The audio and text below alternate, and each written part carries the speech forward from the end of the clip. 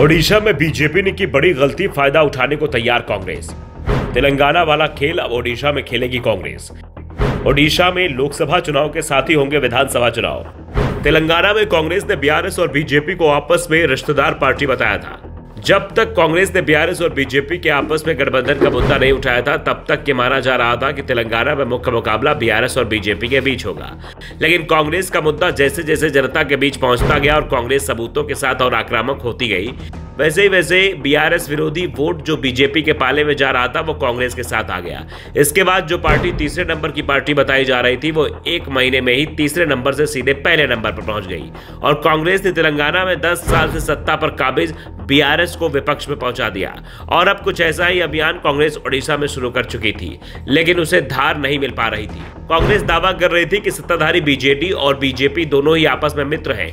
दिल्ली में दोनों साथ साथ है और ओडिशा में विरोध का दिखावा करते हैं। राज्य में कांग्रेस तीसरे नंबर की पार्टी है। कुछ समय पहले तो यह तय माना जा रहा था कि ओडिशा में बीजेपी और बीजेडी के बीच ही मुख्य मुकाबला होगा, लेकिन अब स्थिति बदलती दिखाई दे रही है। सत्ता विरोधी वोट तेजी से कांग्रेस के पाले में आता दिखाई दे रहा है। बात 2019 के लोकसभा और विधानसभा चुनाव की करें तो उन्हें मुख्य मुकाबला कांग्रेस और बीजेपी के बीच हुआ था। 2019 के विधानसभा चुनाव में बीजेपी को 32.49% वोट मिले थे, जबकि बीजू जनता दल यानी कि बीजेडी को 44.71% वोट हासिल हुए थे। यानी दोनों दलों के वोट अगर मिला दिए जाए तो ये 77% से ज्यादा हो जाता है। ओडिशा में विधानसभा चुनाव के साथ ही लोकसभा चुनाव हुए थे और 2019 के लोकसभा चुनाव में भारतीय जनता पार्टी को 38.4% वोट मिले थे और 12 सीटें जीतने बीजेडी 42.8% वोट मिले थे। यानी 81% से भी ज्यादा वोट इन दोनों दलों को अपने पाले में कर लिया था। कांग्रेस के लिए 2019 में ओडिशा में करने को ज्यादा कुछ नहीं था और अब तक ये माना जा रहा था कि इस बार भी कांग्रेस के लिए ज्यादा स्पेस नहीं है। लेकिन अब चर्चा शुरू हो गई है कि बीजेडी और बीजेपी के बीच गठबंधन हो सकता है।